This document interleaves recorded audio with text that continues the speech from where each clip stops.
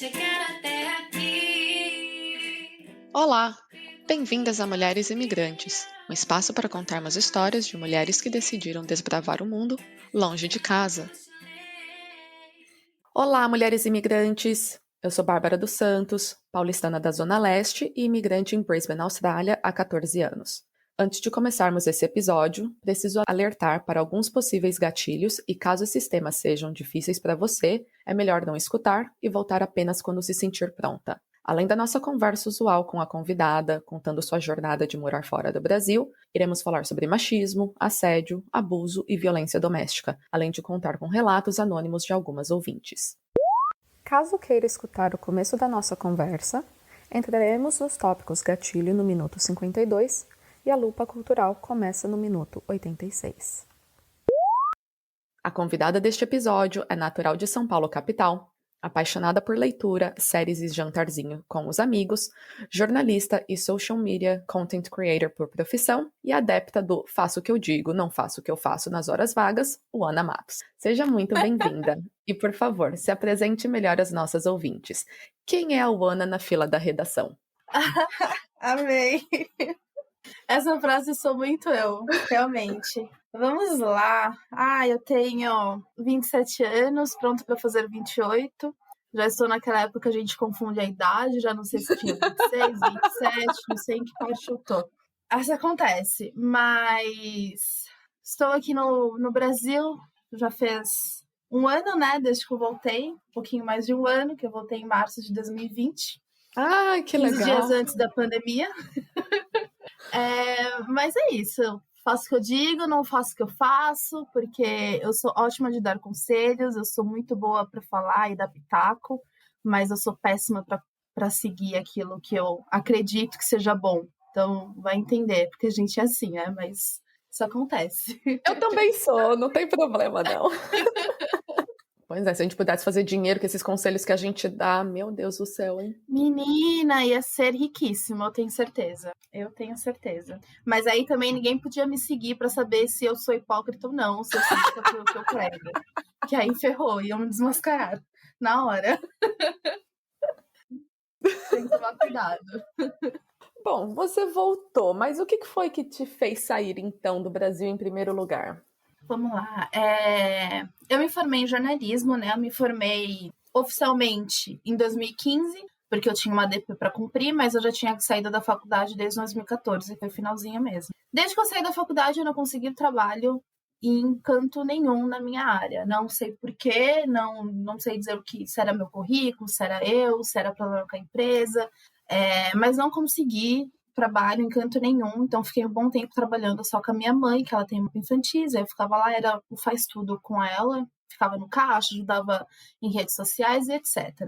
E isso foi me desmotivando cada dia mais, principalmente que eu saí de uma parte da faculdade que é o TCC, que foi meu ponto altíssimo lá dentro, e super animada, super, poxa, que bacana essa profissão, jornalismo, te amo e etc. Então, essas coisas foram me desmotivando. Então, eu pensei assim, vou fazer um intercâmbio, vou sair do Brasil, vou fazer alguma coisa. E nesse meio tempo, nesse pensamento, assim, bem libriana que sou, eu fui ver como que era para fazer faculdade de medicina em Argentina. Eu fui ver como era para morar no México, cidade do México. Pesquisei absolutamente tudo. E tinha pesquisado também sobre o programa de au pair há um tempo, mas acho que ele nunca nem me chamou a atenção.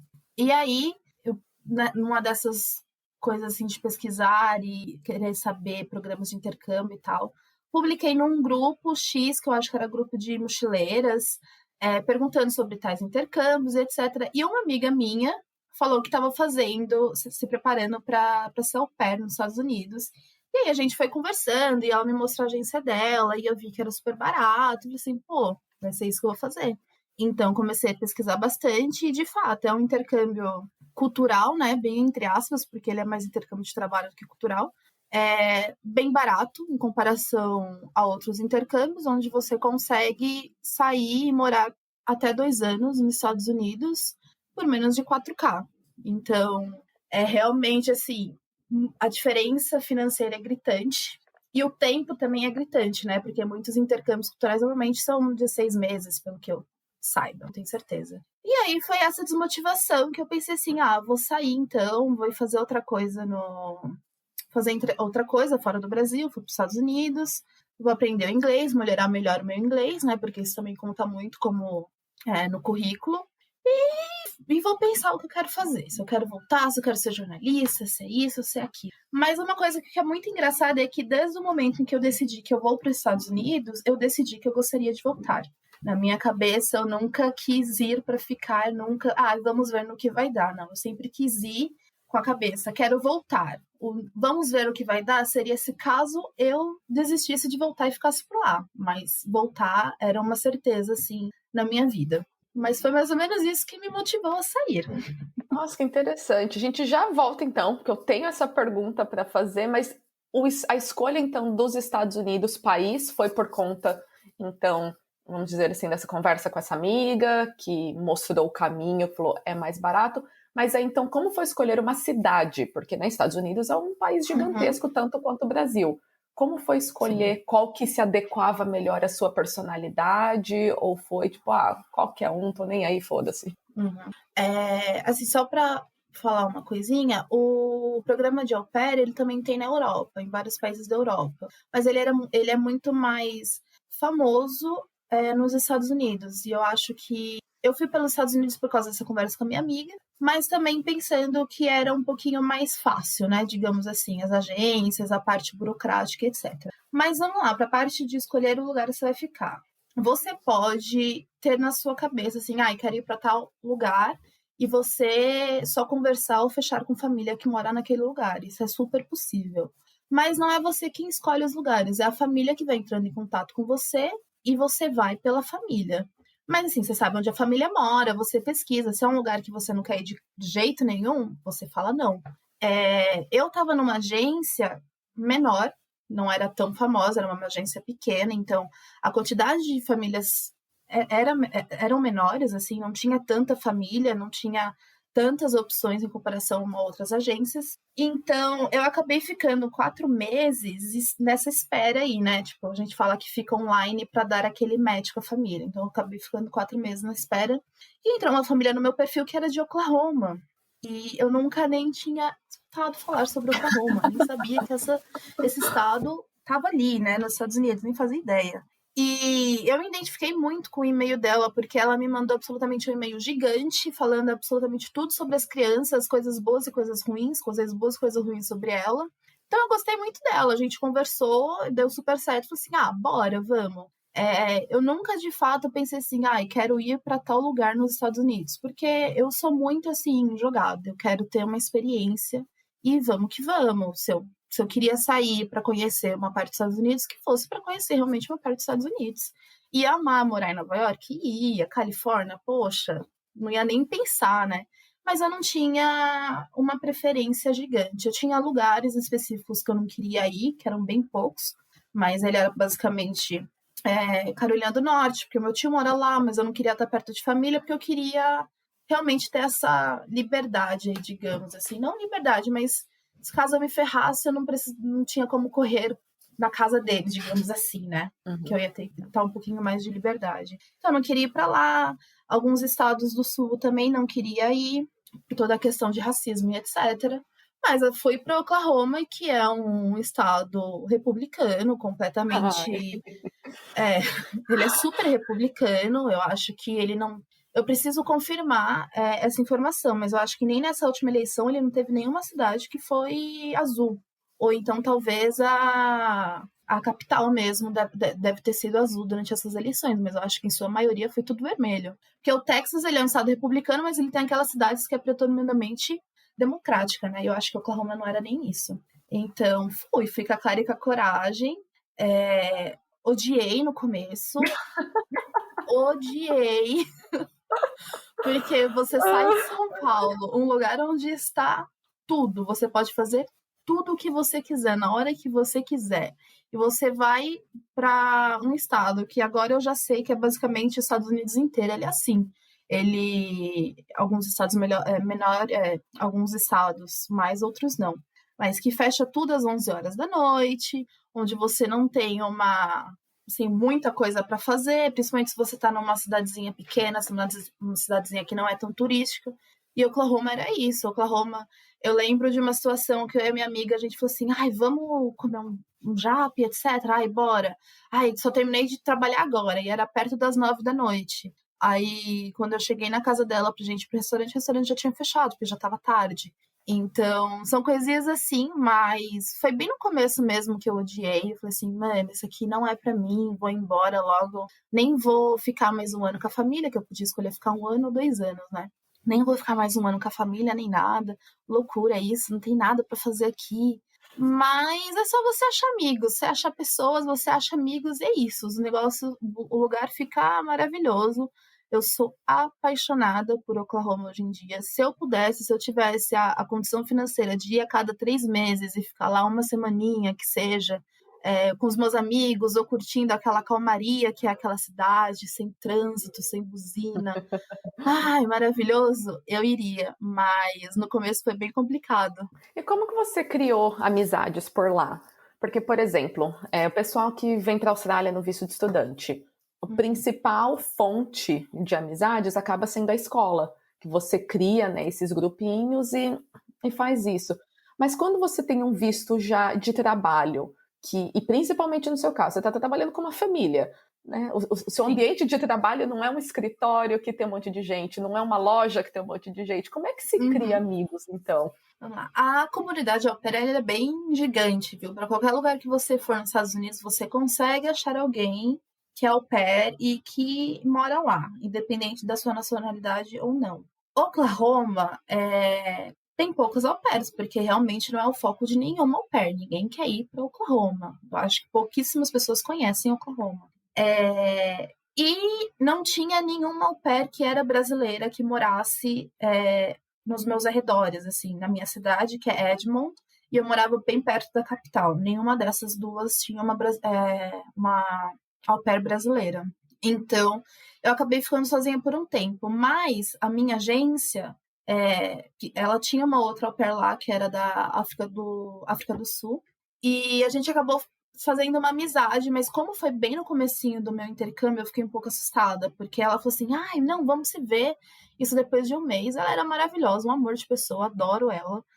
Me levou para conhecer o grupo de amigos delas, que não eram au pairs, eles eram de várias nacionalidades, ou trabalhava lá, ou estava estudando, enfim. Mas nem todos também eram americanos, eram franceses, ou indianos, etc.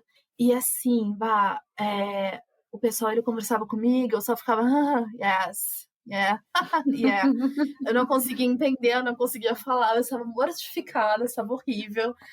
A minha graduação em Friends e How I Met Your Mother, Grey's Anatomy, não funcionou para nada.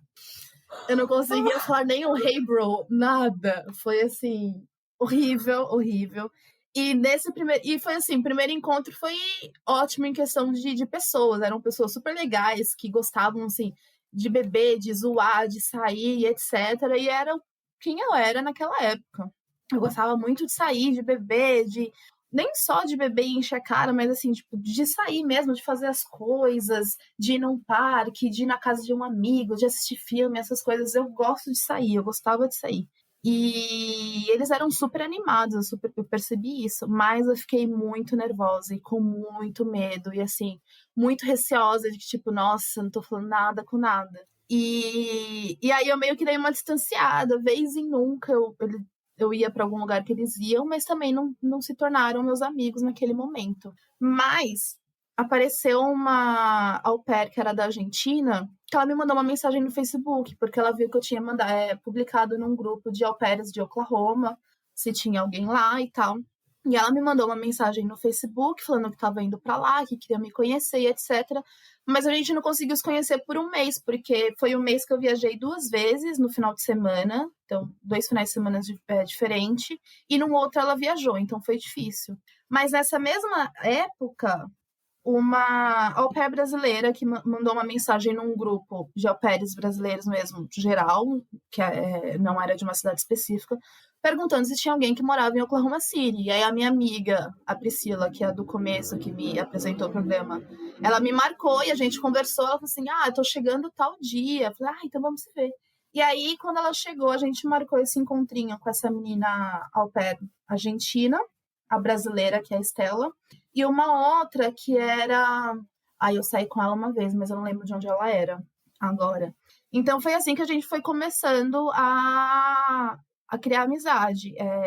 E aí, voltando para aquele grupinho de amigos de primeiro, um desse pessoal, ele morava em Norman, que é na mesma cidade que essa minha amiga argentina morava.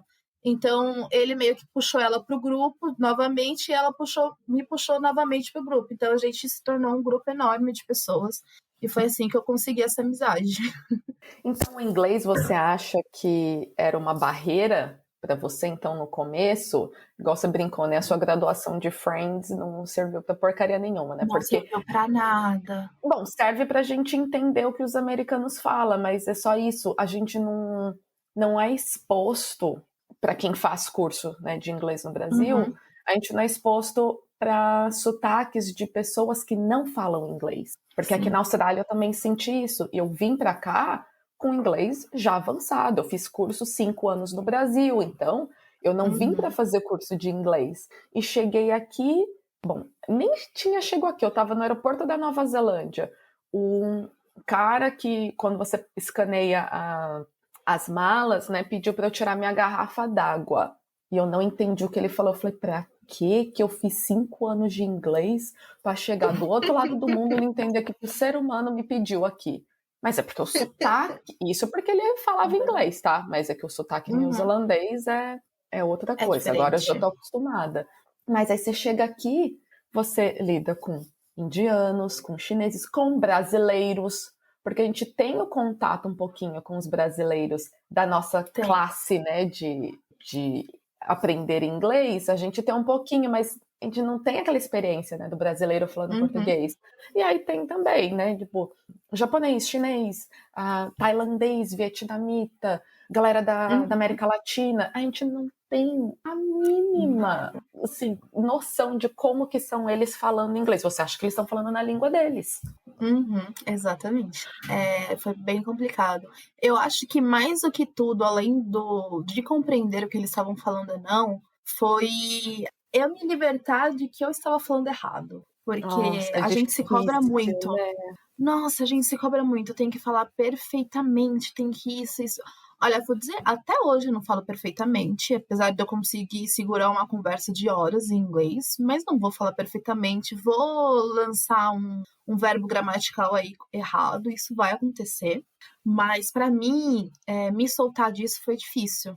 Melhorou quando eu fiz amizade com essas meninas, assim, a argentina, que é a Luciana, e a brasileira, que é a Estela, porque elas falavam tão mal quanto eu. Então você fala assim, eu já sou ruim, elas também são ruins, então ruins juntas. E aí quando eu paro pra pensar, aqueles meus amigos que já estavam nos Estados Unidos há um tempo, eles tinham ainda um sotaque pesado, eles ainda não conseguiam falar corretamente tudo. Tem muita coisa que ao invés deles falarem exato, assim, a sentença exata, gramaticalmente exata, eles jogavam umas palavras pra gente pegar e se juntar. Se eles que estavam lá há tantos anos não conseguiam, por que eu vou me cobrar a conseguir isso? E outra, porque eu vou ter vergonha, sendo que eles não têm, né? Tipo, eles não vão me zoar, eles não vão tirar sarro da minha cara, eles vão me corrigir no máximo, e eu sempre deixei muito aberto, assim, nossa, por favor, me corrijam se eu cometer algo muito grave. Então, esse foi o maior problema pra mim, porque o entender, não entender, você fala assim, quê? Pergunta, fala de novo, não sei o quê. Então, muitas vezes, eu simplesmente só concordava e é isso. Faço isso até no português mesmo, não é nem de compreensão, é a preguiça mesmo. Mas esse para mim foi o pior, assim, largar essa complexidade de que você tem que ser maravilhoso no inglês. E se você também olha pessoas que têm a língua materna no inglês, assim, eles falam inglês, quando eles vão tentar falar português, ou quando eles vêm aqui para o nosso país, eles não falam perfeito, eles não tentam falar perfeitamente, e a gente acha o máximo que eles estão conseguindo falar um bom dia. A gente acha isso incrível. Então, assim, se eu acho isso incrível, eles têm que achar eu falando também errado, incrível. Se eles não acharem, o problema é deles, não sejam meus amigos. Mas, por sorte, eu acho que quando você tem um grupo muito internacional, essas coisas, elas não acontecem. Sempre tem uma zoeira ou outra, mas nunca de uma forma de querer te como é que fala? Não de shame, sabe? Eles não queriam shame você. Ai, as coisas que a gente não consegue falar em português. Não queriam fazer como se você se sentisse envergonhada, sabe? Era só aquela zoeira lá, besteira mesmo. E essa coisa do sotaque é uma coisa que a gente se prende muito, porque ter sotaque não é uma coisa ruim. Uhum. As próprias pessoas que falam inglês, dependendo do país que elas moram, que o país que elas nasceram, elas têm sotaque. Dentro do próprio Brasil, a gente tem diferentes sotaques, então o sotaque não é uma coisa ruim. E outra, mostra, e aí a gente colocando aí no inglês ou qualquer outra língua, mostra que você sabe mais de uma língua. E igual você falou, eu consigo sustentar uma conversa de horas em inglês. E muitos deles mal se viram no inglês. Eu trabalhei por 8 anos e meio numa empresa que o CTO, então era o chefão da parte de tecnologia, eu estava nesse departamento. Ele não mandava nenhum e-mail para a empresa inteira antes de me mandar para eu revisar. E ele era australiano e eu revisava, a estrangeira, revisava toda a parte gramatical do e-mail dele, porque era terrível. E a gente sabe, eu estava conversando disso com amigas no fim de semana, e aí por que isso acontece? Porque a gente, quando está aprendendo uma língua nova, faz parte, né, desse currículo do curso, a gente entrar bastante nessa parte gramatical. Não significa que eles não tenham essa aula na escola, quando eles estão aprendendo, mas a coisa não é tão, assim, né, difundida, vamos assim dizer, quanto o estrangeiro aprendendo. Então a gente pode ter o sotaque mais forte do mundo, mas a gente fala no sentido, uma vez que a gente aprende e tem uma fluência maior, a gente fala muito melhor do que eles. A gente escreve muito melhor do que eles. Mas a gente precisa, né, sair dessa vergonha e dessa cobrança nossa de eu não vou falar nada enquanto eu não souber conjugar todos os verbos em todos os tenses. Como que é português? Certo. Não, mas como que é português? Tempos verbais? Isso. Tempos verbais. E aí tem muita gente que acontece isso, viu? Perde um pouco da língua materna e não tem ainda fluência na língua nova, gente, é uma coisa linda conversar com pessoas assim. Nossa, teve um dia, informação aleatória, que tava eu e minha amiga Estela. Eu queria passar um aspirador em casa, ou comprar um aspirador, eu não lembro qual era o foco, mas nem eu nem ela conseguia lembrar o aspirador em pó, a gente só lembrava vacuum. E não rolava, assim, a gente passou horas, assim, que a gente tava até na Target, a gente ficou horas lá na Target, como que é, amiga, o nome disso? Ela, não sei. Ela, não, vamos olhar, porque a gente vai lembrar, vamos lembrar. A gente não lembrou, a gente tem que olhar, porque foge, algumas palavras, elas fogem. Eu achava isso a maior balela do mundo, mas foge. E como ela era pelo menos por quase um ano, ela foi a minha única amiga brasileira, então eu só falava português com ela. E na maioria das vezes a gente nem estava junta sozinha, a gente estava junto com outras pessoas. Então era 24 horas por dia falando inglês. 24 horas por dia. Então você perde muita coisa e você vicia a sua língua muitas vezes também para falar só as coisas em inglês, né? Então é muito louco. E aí, fora esse desafio, vamos assim dizer, com a língua que você sentiu no começo, essa dificuldade sua, né? Não com a língua em si. Que outros desafios você acha que você passou por lá em ser mulher ou imigrante? Eu vou falar que eu tive muita sorte mesmo por ter ido para um estado que era republicano, um estado que ele é majoritariamente racista, homofóbico, racista, machista e etc. E eu não passei nada muito assim que foi... Quer dizer, na verdade eu não passei nada de outras pessoas. Foi super tranquilo a questão de ser imigrante nesse estado em si. É uma coisa que eu lembro, assim, que é algo que me deixou muito desconfortável, mas até hoje não consigo separar se isso tem a ver com o fato deles serem americanos, porque americano é uma ignorância em pessoas, assim, desculpa gente, desculpa generalizar, mas eles são, porque a gente tem aquela coisa muito mais de, você vai na casa de um brasileiro, muitas vezes você é recebida com tudo na mesa, assim, sabe? E americano, ele não tá nem aí pra você. Isso é uma coisa cultural e tá tudo bem. Mas então até hoje eu não consegui separar se isso era sobre essa pessoa ser americana ou porque era eu.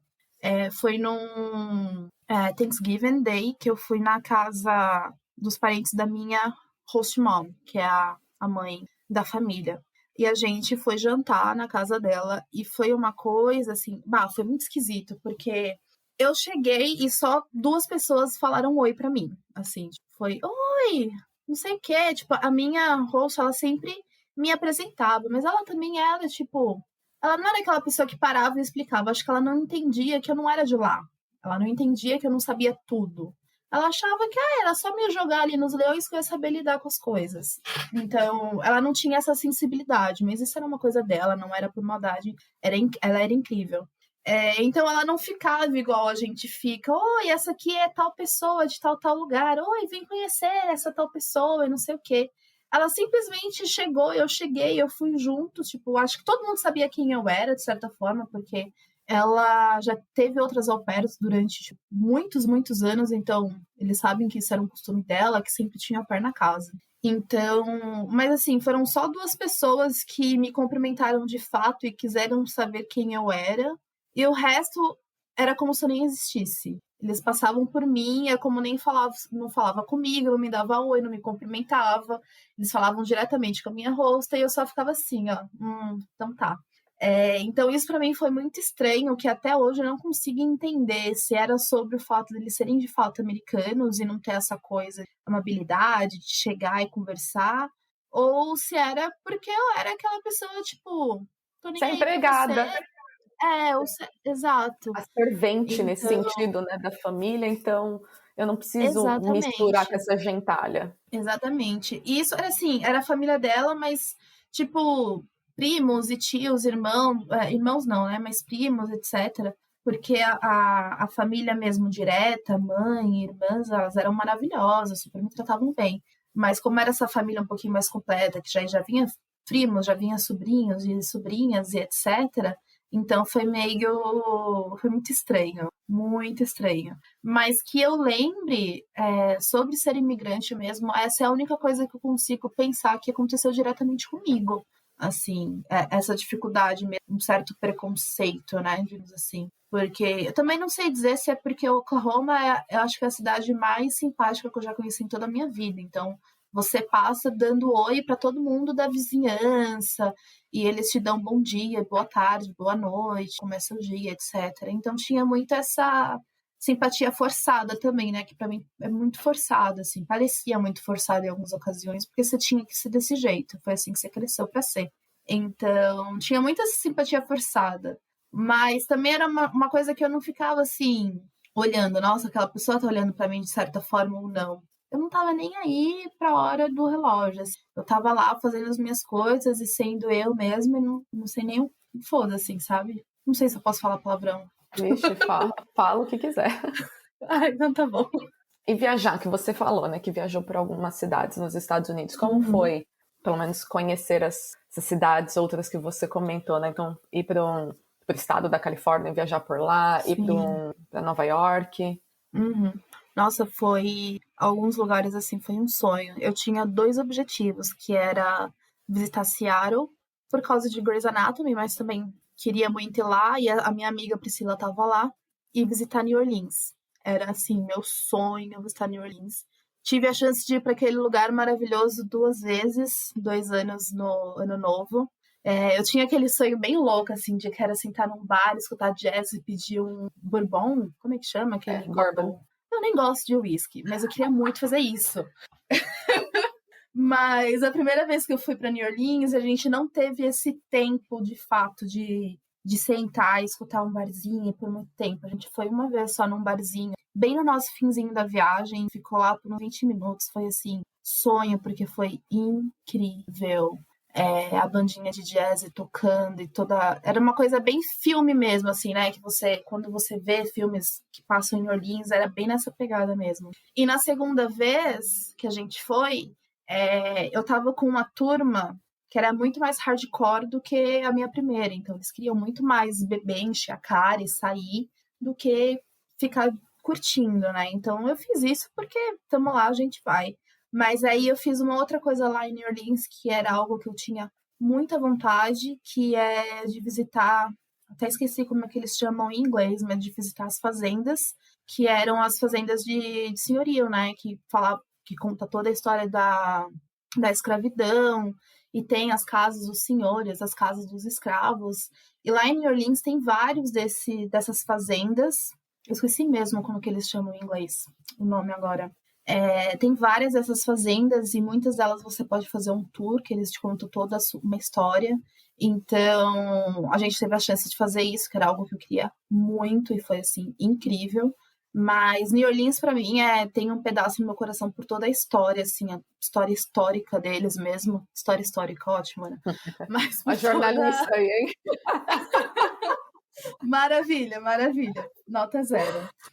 Mas por toda a história mesmo de escravidão e de como os escravos, eles realmente acharam uma cultura ali, né? Eles criaram toda uma cultura em volta daquilo. A gente fez vários tours, a gente fez um tour de voodoo também, que contava essa história de como o voodoo apareceu lá. E... Ai, o cachorro tá... Desculpa. E era muito bacana de como a pessoa que contou a história, ela falava que é algo que a gente já sabe, né? Mas isso acontecia de fato, de que as pessoas, os negros, eles não podiam de fato ter a religião deles, acreditar naquilo que eles acreditavam. Então eles não criaram uma nova religião, mas eles criavam nomes que eram parecidos com os nomes de santos católicos, nomes de santos disso, para eles poderem falar de forma aberta, né, para todo mundo escutar e não ser... Meu Deus, esse cachorro é infeliz. Desculpa, gente, eu amo cachorro, mas esse é complicado. E, enfim, aí tem muito essa parte histórica de New Orleans que eu amei, inclusive gostaria muito de voltar lá e ficar mais uma semana sozinha mesmo, só fazendo umas partes bem mais culturais. Mas fora isso, eu fui para São Francisco, fui para Los Angeles, fui para algumas partezinhas lá da Califórnia, amei, muito bom. Fui para Las Vegas, fiz uma road trip que foi de Nashville para New Orleans, que foi a minha primeira viagem para New Orleans. Nashville é incrível, era uma cidade que eu não botava fé e me apaixonei. Ela é muito country, muito animada. Sim, eu não sou fã de country, mas eu sou aquela pessoa que onde eu tô eu me divirto, eu acho alguma coisa para me divertir. E tinha uns barzinhos muito pequenininho, com bandinha, super lotado, todo mundo dançando e etc. Era uma cidade bem musical. Realmente, né? A gente conhece Nashville como uma cidade musical, cidade da música, ela realmente é isso. Então foi muito bom. Nova York eu já conhecia, mas também fui para lá. Eu fiz uma viagem sozinha que eu amei, que eu passei por Filadélfia, Nova York, Boston, Washington DC, e aí depois eu desci de carro para Carolina do Norte para visitar meu tio. Amei essa viagem, gastei horrores de hospedagem porque eu tava sozinha, meus dólares sofreram pra caramba, mas eu amo viajar sozinha, porque quando eu viajo, eu tenho, não hora cronometrada, mas tudo que eu quero ver, eu tenho que ver. Não que eu tenho que ver, né? Eu sempre posso ver outras coisas, outras pessoas, mas as pessoas normalmente elas se atrasam para fazer as coisas, e isso me irrita. Ou elas não querem acordar cedo para fazer alguma coisa que você tem que ir cedo, ou quer sair de casa 3 horas da tarde, isso me irrita um pouco. Então eu gosto de estar sozinha porque eu posso acordar 8 horas da manhã para fazer tudo que eu programei para fazer naquele dia. Ou se eu quiser acordar 2 horas da tarde, eu coloquei outras coisas em outros dias. Então foi bom porque eu consegui fazer absolutamente tudo que eu programei e no meu horário também, né, do jeito que eu quisesse, eu podia sentar e curtir a pracinha, enfim. Mas viajei por esses lugares, não lembro se eu fui para alguns outros. Fui para New México, né, que eu esquiei com a minha família, eles que pagaram para mim, igual uma chonga, mas foi maravilhoso. Lindo lugar, maravilhoso, mas não me dei bem no esqui, foi horrível. Mas foi ótimo dessa oportunidade de viajar, e eu até que viajei, entre aspas, bem entre aspas, viajei pouco, porque qualquer voo saindo de... Então, por isso que é bem entre aspas, mas eu te explico, é porque qualquer voo saindo de Oklahoma é incrivelmente caro em comparação a outros lugares. E Oklahoma não tem estados pertos, assim. Não é como se fosse em Nova York, que você consegue visitar, igual esse rolê que eu fiz de Filadélfia para Washington DC, etc. Eram viagens rápidas que dá para você fazer num final de semana. E em Oklahoma, acho que o único estado próximo mesmo, assim, que dava para você fazer isso era Texas, que foi o que a gente fez. Fui para Texas também. Mas, assim, tem muitas outras cidadezinhas e estadozinhos que são perto um do outro, próximos, ou então que são bem mais baratos, que daria para eu viajar muito mais, assim, se eu quisesse. Mas, saindo de Oklahoma, os voos eram bem caros, então não compensava você pagar $300 para passar um final de semana cortado, assim, né? Que era sair sexta-noite e voltar domingo de tarde, digamos. Então ficava um pouco inviável. Mas aproveitei super, assim. Me enchi de dívidas também, tive que ir pagando enquanto eu já estava aqui no Brasil. Mas foi super aproveitado, eu amei. Uma puta experiência. E voltando então ao tópico do sempre quis voltar para o Brasil, de onde surgiu essa certeza? Porque é até engraçado que eu coloquei nos stories. Bom, teve o post, né, do 1º de abril, que foi sobre os mitos da imigração, e ainda perguntei nos stories, né, quais outros que a galera já tinha escutado. E é engraçado que minha mãe falou, né, que o filho vai voltar para casa, porque essa fui eu, e uma outra amiga comentou, eu só vou ficar 6 meses fora. E aí, 15 anos depois, a gente continua aqui. Mas você tinha essa certeza, e em março do ano passado, você voltou para casa mesmo. E ninguém botou fé, viu? Ninguém botou fé que eu ia voltar. Como o programa de au pair, ele podia fazer 1 ano e depois você podia estender por mais 1 ano, a minha cabeça era ficar os 2 anos. Eu queria isso, queria ficar os 2 anos e voltar. Existem alguns motivos pelo qual eu queria voltar. O principal deles é que eu acho que eu tinha alguma coisa para provar para mim, que eu queria voltar e fazer com que a minha vida profissional desse certo aqui. Porque esse foi o primeiro motivo pelo qual eu saí, porque eu tava, assim, frustradona como jornalista. Era como se meu diploma não valesse de nada, de como tudo que eu batalhei não valeu de nada. Então eu queria voltar e falar assim, tá vendo? Eu consigo ser uma profissional foda aqui no Brasil, e é isso, não preciso estar nos Estados Unidos, etc. Vai entender, mas essa era a minha cabeça, e esse era um real motivo pelo qual eu queria voltar. Mas com o tempo, ficando lá nos Estados Unidos, e assim, como eu tinha muito essa cabeça de quero voltar, eu realmente não me preparei para ficar lá. Não me preparei financeiramente, não me preparei de nenhuma forma para ficar lá, psicologicamente nem nada. E assim, é um intercâmbio barato de se fazer, relativamente fácil de você chegar lá, ele é. Mas, nossa, ele é muito desgastante, muito assim, Se um conselho eu posso dar para vocês, não morem com chefes nunca na vida de vocês, assim. Por mais maravilhosos que os chefes sejam, não é bom, não é legal, não é gostoso. Então, assim, eu cuidava de 3 crianças, 2 eram adolescentes, que eu era basicamente o Uber dela, eu só ia pra cima e pra baixo, tudo bem. Mas o meu menino mais novo, ele tinha TDAH, então era completamente difícil de lidar. Muito, assim. Eu sou uma pessoa extremamente paciente, ele conseguiu esgotar minha paciência em menos de 3 meses, assim, de ser exaustivo mesmo, deu basicamente odiá-lo, assim, não te amo, você é criança, eu não tô nem aí, você é chato pra caramba. Foi nessa pegada. Óbvio que isso foi melhorando, eu fui trabalhando melhor, sou super apaixonada por ele, morro de saudade dele, mas assim, saudade de ficar um final de semana mesmo. Não gostaria de cuidar e nem lidar com ele por mais tempo, que é muito difícil. Mas é isso, eu não sou uma profissional, eu tava lá porque me venderam como um intercâmbio cultural, que na verdade ele não é. Ele é um intercâmbio de trabalho, onde você tem que trabalhar pra caramba para ganhar bem pouco em relação ao tanto que você trabalha. Já tem dados, não dados, né, mas assim, contas sobre isso, de que assim, é muito mais barato, mesmo que você pague agência, mesmo que você pague voo, é 1000 vezes mais barato você ter uma au pair do que você ter uma babá para trabalhar o tanto que a au pair trabalha. Então, é exatamente por isso, é a mão de obra barata. A minha família, tanto as crianças como mãe e pai, eles eram pessoas incríveis, assim, incríveis. Tem um A para falar deles, de índole mesmo, de caráter. Só tinha algumas personalidades que às vezes não batia, às vezes tinha uma encrenquinha ou outra, mas nada demais. São pessoas, humanos têm isso, ninguém é perfeito. Mas aí, com o tempo, isso foi me desgastando muito. E chegou uma hora que pra mim, eu tava sentindo, assim, uma falta desesperada, assim, tava desesperador, a falta que eu sentia da minha cultura.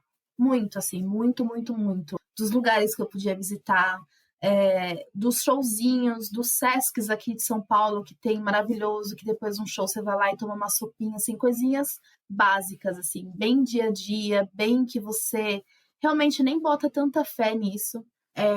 A forma também como brasileiros lidam com outras pessoas, assim. Eu sei que a gente fala que a gente é ignorante, etc. Eu sei que tem isso. Mas, ai, gente, não existe, assim, não existe cultura melhor, eu acho. Eu realmente falo isso. Eu acho que não existe cultura melhor do que o Brasil, porque é uma cultura que tá em várias culturas, tudo num lugar só. Tem muitas pessoas diferentes, tudo num lugar só. Que pensam de forma diferente. Enfim, mas a forma cultural mesmo que eu digo de comida, de sair, de lugares, de falar, de trejeitos, de tudo, assim. Eu tava sentindo a falta de absolutamente tudo, assim. Tava muito desgastante. Mas aí também, no finalzinho, eu fiquei assim, cara, será que eu realmente... A gente teve aí, né, eleições, que foi um pouco... Um pouco, triste o que Luana, aconteceu. para, por favor. Foi assim, meio assim, caramba, será que eu devo voltar mesmo para esse lugar? Porque tá meio complicado, tá um pouquinho complicado. E aí eu fiquei pensando, será que eu não deveria tentar estudar ou estudar, etc. E eu fui fazer umas continhas. E eu reparei que não dava como. E eu nem ia querer passar por todos os perrengues de ser uma pessoa também ilegal, porque eu não ia ter tempo de ter documentos nem nada, não namorei, não casei, nem queria casar, pelo amor de Deus.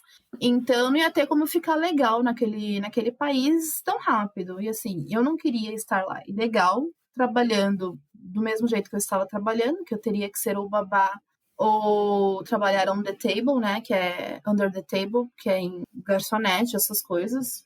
E passar todos esses perrengues novamente de ser uma imigrante num país que não te respeita, não respeita imigrante. E muitas outras coisas. Oklahoma é um lugar barato de morar? É barato de morar, mas você não consegue morar lá sem um carro. Então, assim, você já tinha custos com carro. E aí eu fui colocando na conta do papel e eu pensei assim, nossa, quer saber?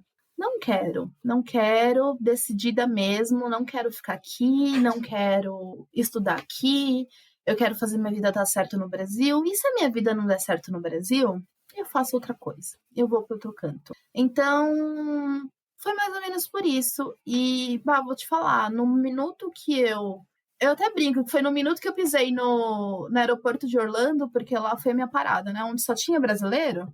Foi ali, né? Foi lá, falei assim, poxa, tô em casa. Mas assim, no minuto que eu coloquei os pés no aeroporto aqui em São Paulo, foi alívio, assim, instantâneo, instantâneo.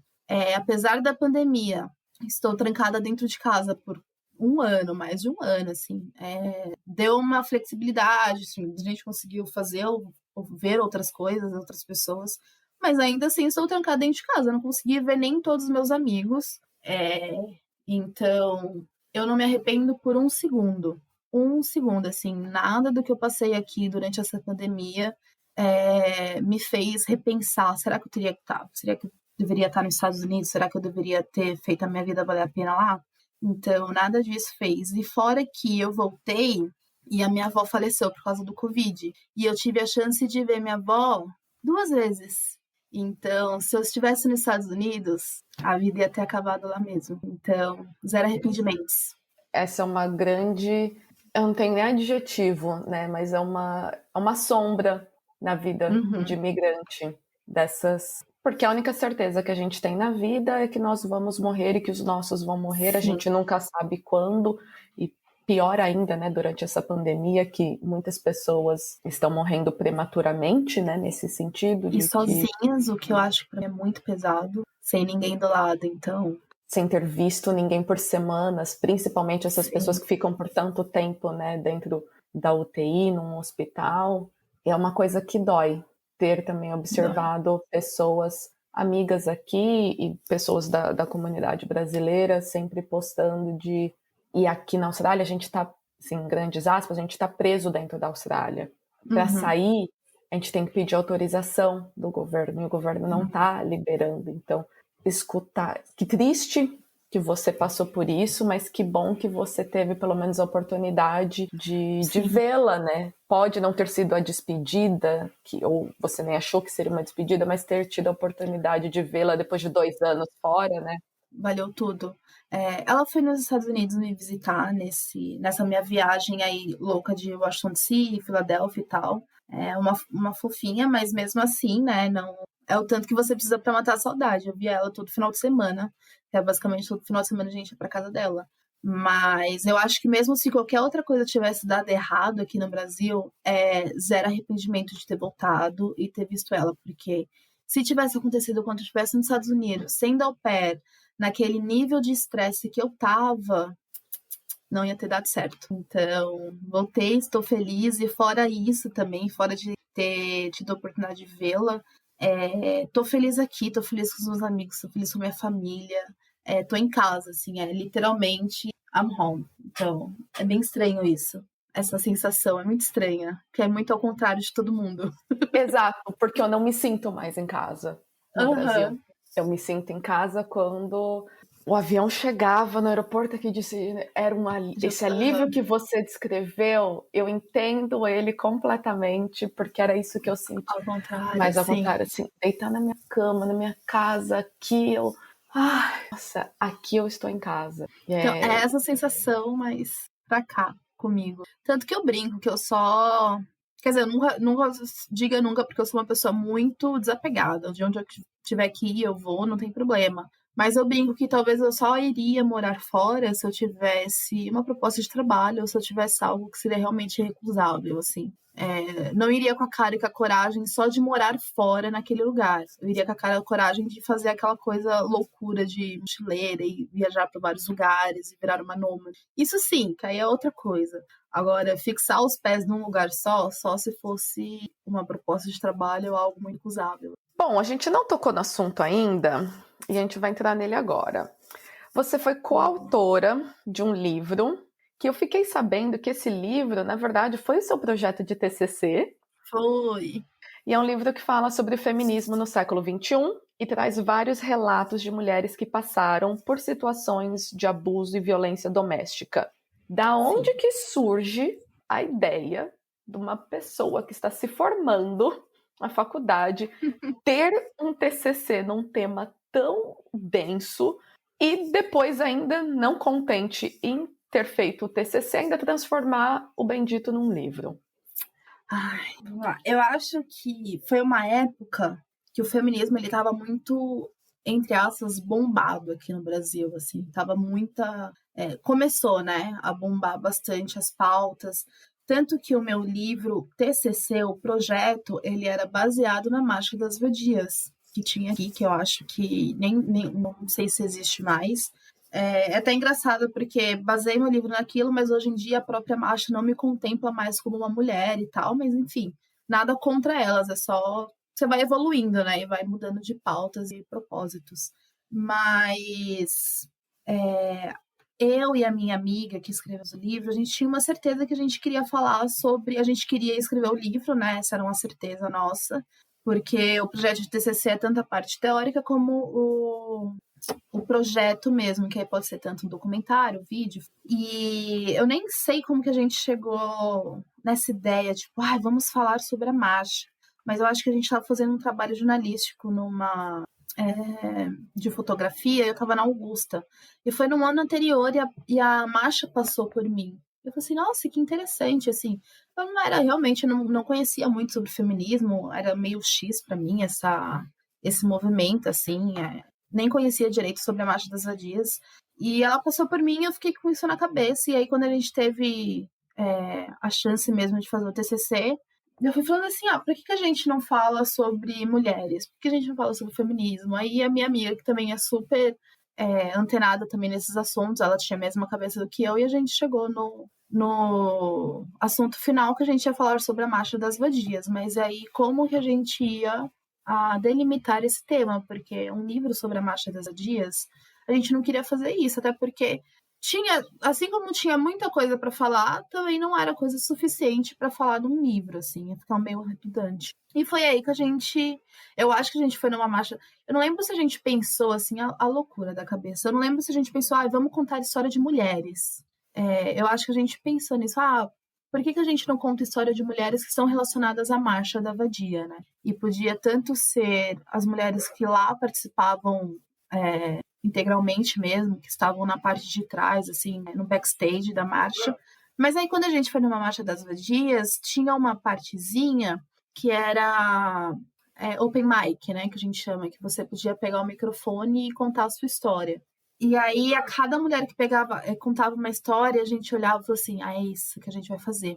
Aí a gente saia correndo atrás dela, assim, oi, a gente escutou isso e tal, tal, tal. Você acha ruim da gente conversar? A gente tá fazendo esse projeto. E aí ela passava o telefone e a gente entrava em contato. Mas foi mais ou menos isso, assim, quando a gente viu aquele open mic, a gente se olhou e falou assim, é isso mesmo que a gente tem que fazer, a gente tá certo, e ia contar a história dessas mulheres. E a gente relacionou com o tema Marcha das Vadias, porque você tinha que ter um tema, como é que fala? Um tema principal, né? E na nossa cabeça, na nossa cabeça não, né? Naquela época, aquele tema fazia todo sentido pra gente. Principalmente que a gente estava numa faculdade que era católica, pouco conhecida, ela era bem assim, imagina você chegar lá com um projeto escrito Marcha das Vadias, a gente tá ferrado, né? Não ia cair bem ali, né? Não ia. Mas a gente pegou uma professora que nos instruiu maravilhosamente bem. Inclusive, a gente foi a turma de jornalismo que mais teve sorte com como é que chama a pessoa que te instrui no TCC? Orientador? Esqueci total, mas orientador, isso, obrigada. A gente teve super sorte com o nosso orientador, a nossa orientadora, né, no caso. Mas foi assim, foi desse jeito que a gente decidiu entrar nesse contexto aí, nessa loucura. Queridas ouvintes, se você tem gatilho com algum dos assuntos mencionados no início, mas resolveu escutar a primeira parte desse episódio, agora seria a hora de pular para a Lupa Cultural no minuto 86.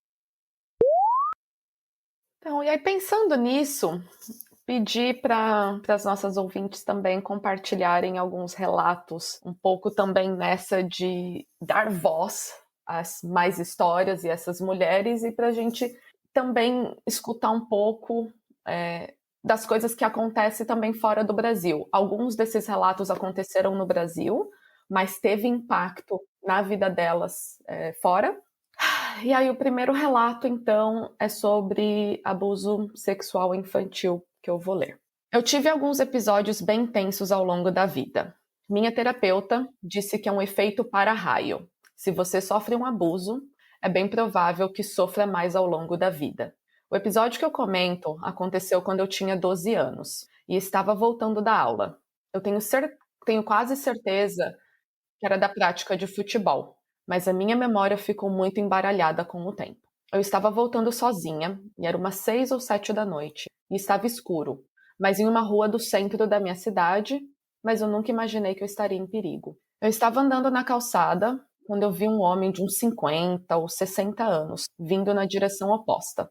Ele veio na minha direção e me empurrou contra a parede, ficando entre eu e a rua. Com um braço, ele me segurou contra a parede e enfiou a outra mão na minha calça, por dentro da calcinha. Eu fiquei sem reação por alguns segundos, mas consegui fugir.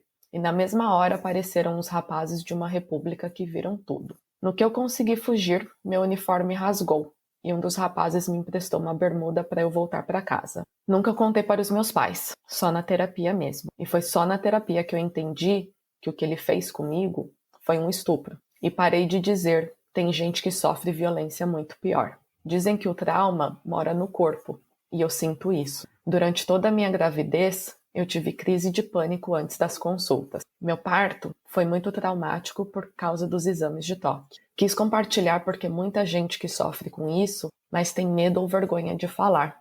Minha terapeuta me ensinou que quando alguém conta sobre o abuso que sofreu, a melhor coisa que a gente pode dizer é: eu vejo você e eu acredito em você. Acreditar salva vidas. E essa foi a minha experiência. Eu não contei para muitas pessoas, mas as que eu contei acreditaram em mim. E isso salvou a minha vida. Nossa, que horrível. É uma coisa que, Pra mim, eu entendi muito rápido, assim. Talvez porque eu nunca tenha passado experiências tão traumáticas, assim, ou algo tão que realmente marcou, assim, minha vida e me marcou de uma forma. Mas passei por umas violências pequenas, né, que a gente chama, daquelas coisas cantadas no meio da rua, que são puta violência. Ou da pessoa, numa balada, chegar e apertar sua bunda do nada e sair, fugir. São coisinhas que, pra mim, pessoalmente, não foram traumáticas. Mas, e talvez por isso que eu tenha entendido que qualquer violência, ela é violência. Ela não importa a magnitude dela. Acho que depende muito de como aquela violência vai reagir com você. Então, tem pessoas que têm um pânico extremo de sair na rua e receber cantada, porque aquilo é uma violência, aquilo é desconfortável, aquilo é ruim. E tem pessoas que não, tem pessoas que só não gostam e seguem a vida. Mas é uma coisa que eu acho que todas as mulheres, principalmente, mas assim, sociedade no geral, mas principalmente as mulheres, elas precisam entender que qualquer violência que você sofre, seja ela desde uma cantada até algo muito mais grave, como um estupro mesmo, ela é uma violência. E você tem todo o direito de se sentir mal por aquilo, e você tem todo o direito de reclamar, de falar sobre, e você tem todo o direito de entender que você não tinha que estar passando por aquilo, independente o quão mínimo seja. A pessoa, ela ir invadir um espaço pessoal seu, não deveria acontecer. Nunca, em hipótese alguma. Eu acho que muitas de nós, a gente não entende isso. E é por isso que a gente demora tanto para falar. Porque a gente se culpa, porque a culpa é nossa. Então, esse relato, isso, sim, 12 anos é uma idade que você entende um pouco mais das coisas? Sim, mas não é uma idade Não tanto. que você deveria se responsabilizar por atos e principalmente de violência. A culpa nunca é da pessoa que sofre a violência. Exato. Eu já sofri esses assédios na rua, eu corro, e onde eu moro e onde eu morava antes também é calor bastante no verão, eu corro de shortinho e top porque é o mínimo de roupa possível que eu consigo para suportar a temperatura. E de buzinadas, cantadas, o sentimento de invasão que você sente é uma coisa muito desconfortável. E aí te leva a questionar, acho que da próxima vez eu não vou correr por esse lugar, ou eu não vou usar essa roupa, ou eu não vou fazer isso ou aquilo que a gente acha, né, nossa cabeça, e aí que é um pensamento da sociedade. Sim. Eu não vou fazer aquela coisa que eu acho que foi o que causou, o que levou aquela violência a acontecer.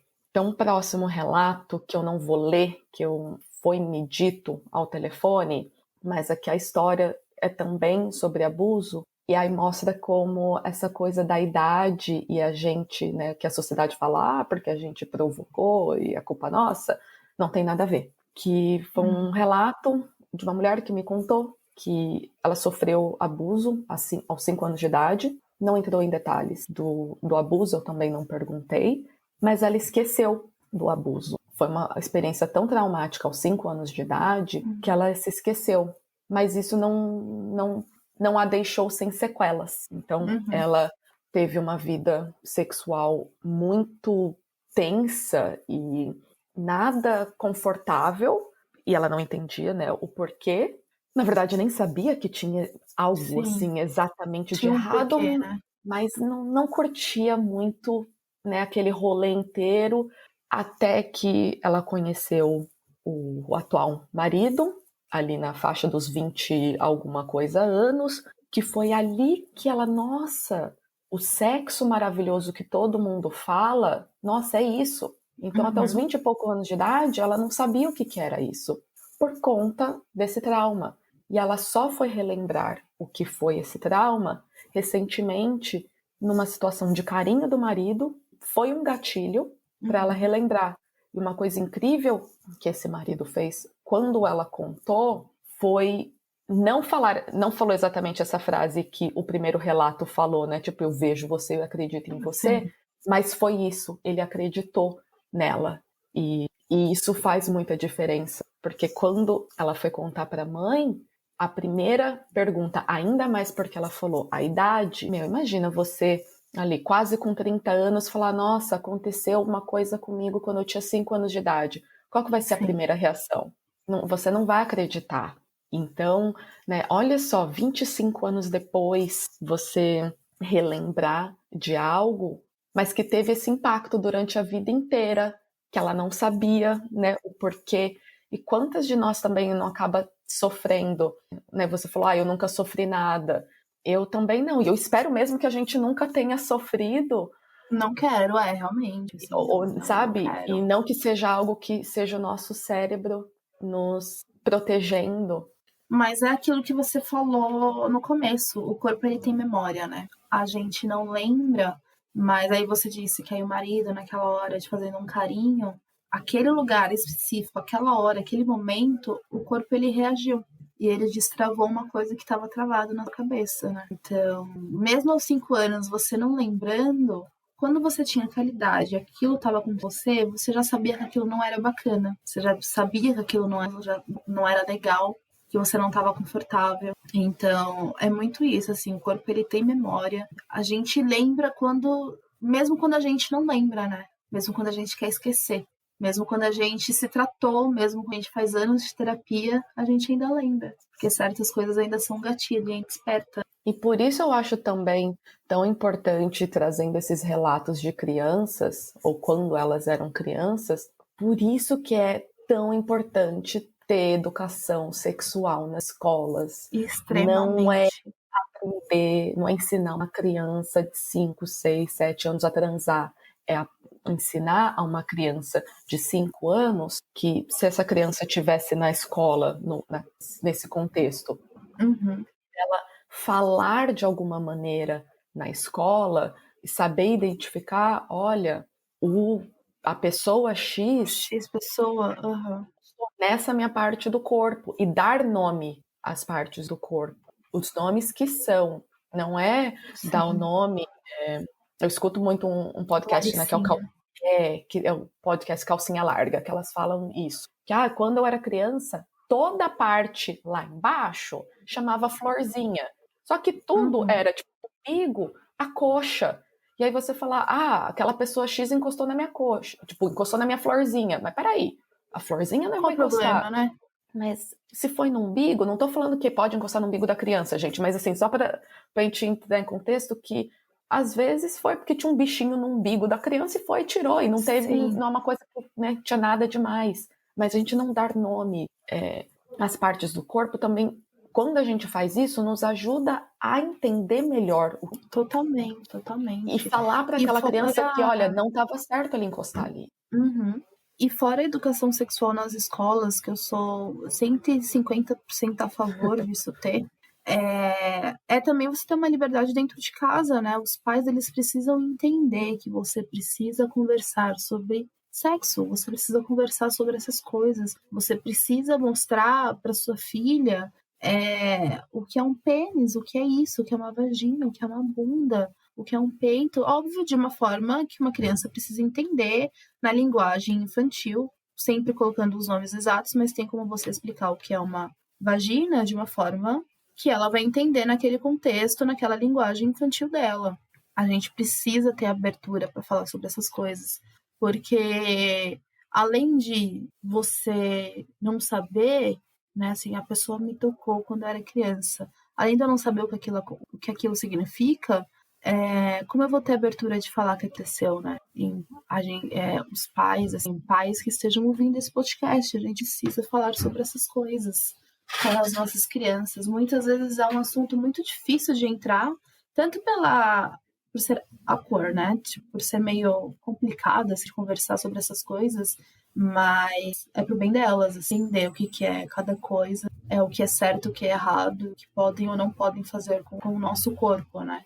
O geral não podem fazer nada com o nosso corpo que a gente não permita. E a gente, como pessoas... a gente não, né? Mas crianças e menores de idade, eles, mesmo permitindo, você ainda não pode fazer com o corpo delas. Deixando isso bem claro, que entender que você é menor de idade...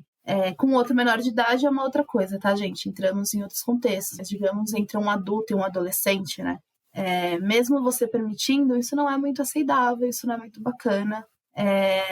Então é sempre bom você ter essa abertura de conversar com seus pais, com sua mãe e seu pai, pra, enfim, né, pra saber o que tá acontecendo. E dentro da própria escola também, porque infelizmente muitos abusos acontecem dentro de casa. Dentro de casa, exatamente. Por isso que a escola também se faz tão necessária na vida de uma criança. Tanto que para muitas crianças que passam por vários abusos, tanto sexual como físico também dentro de casa, e que vão recorrer na escola, com os professores, com superiores, né? Então isso é muito importante. E mais importante ainda é que a primeira reação que você tenha seja de acreditar na criança. Você pode questionar no sentido de fazer perguntas e querer entender melhor, mas não duvidar. Primeiro, já às vezes não é nem tipo perguntar, você tem certeza? Que isso em si já tá ruim, mas nem tanto. Mas você falar uma frase tipo assim, não aconteceu. Peraí, mas você tava lá? Como que você pode falar isso para a criança? Então, se você quer indagar e questionar para entender melhor, faça. Mas tome cuidado também com as palavras que vão ser usadas e como isso vai ser feito para que a criança não se sinta duvidada. Que esse que é o grande quê. Porque aí, se foi duvidado e não sentiu que deu crédito, essa criança não vai mais se abrir com você. Exatamente. Tanto que eu acho que é muito importante. O primeiro momento, só abraça, passa um tempo junto, entende. E aí depois a gente começa, mas quem foi?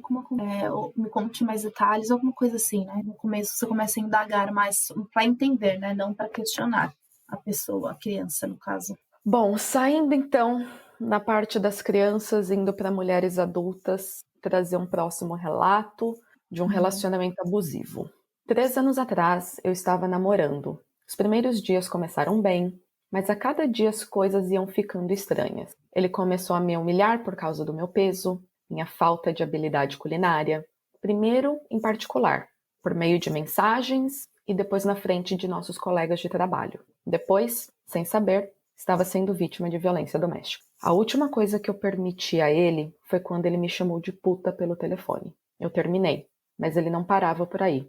Gritava comigo no trabalho na frente de todos. Resolvi levar o caso à polícia, que levou o caso ao tribunal, depois de ver as mensagens que ele me mandava com ameaças de morte. Após 1 ano de sessões de audiências, enquanto eu lamentava a perda de um amigo, ele foi condenado. Infelizmente, mais tarde, ele apelou e saiu impune. Após 3 anos, ainda estou em meu processo de recuperação, mas sei o quão valiosa e poderosa eu sou. Sim, estou acima do peso e não sei cozinhar, mas me amo mais do que nunca. Tenho vivido uma vida feliz. Veja, não é importante como os outros a vê. É importante apenas como o universo vê você. E o universo não vê nada além do melhor de você. O universo ama você, aprecia você e você será poderosa além da medida. É muito...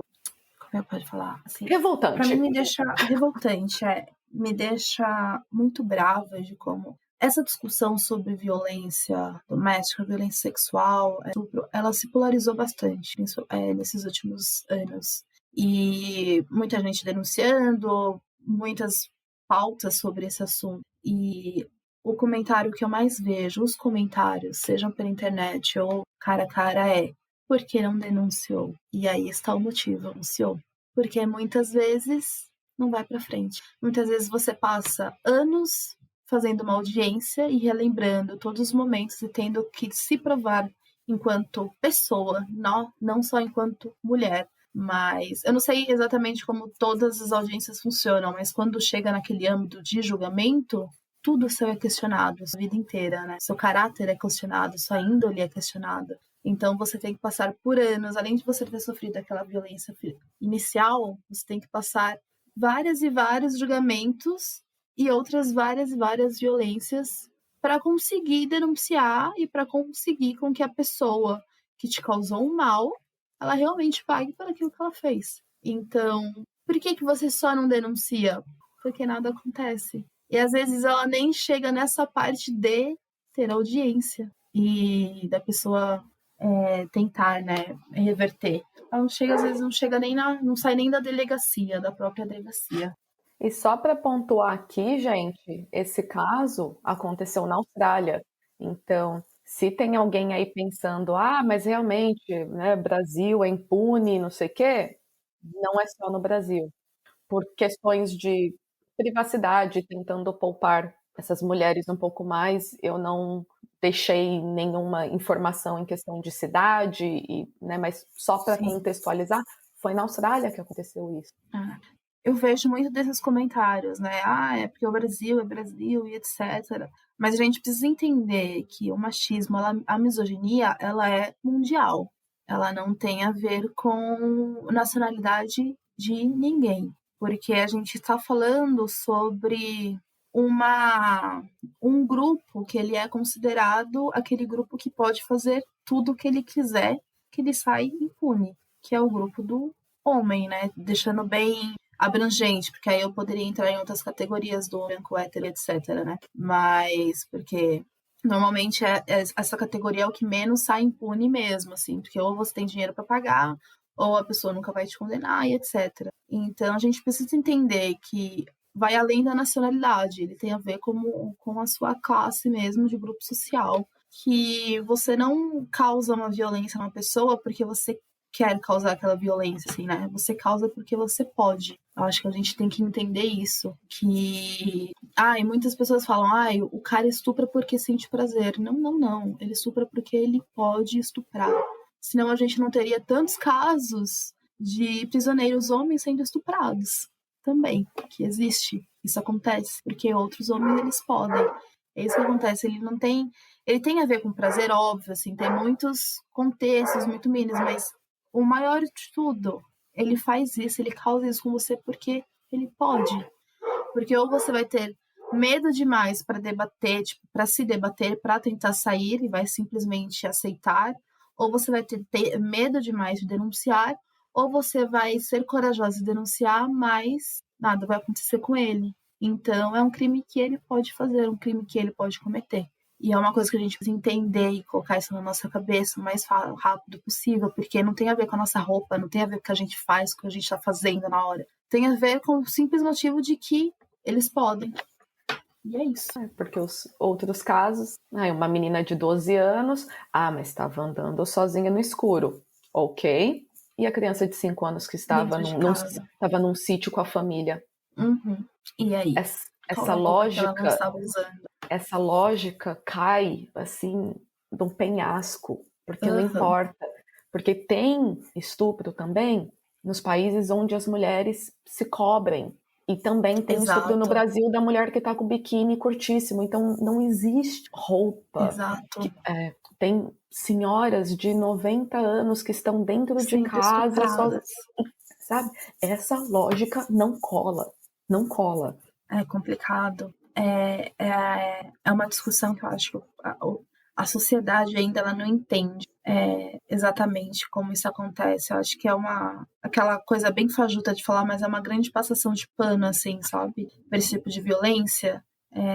Eles querem a todo custo achar um motivo pela aquela violência que está acontecendo, que muitas vezes tem a ver em nos culpar, né, que nós somos as culpadas, nós fazemos isso, nós agimos desse jeito e a polícia é conosco, sendo que o único motivo ele é muito explícito, é porque a sociedade realmente ela não faz nada para punir e para culpar as pessoas que causam esse tipo de violência. Então, é isso.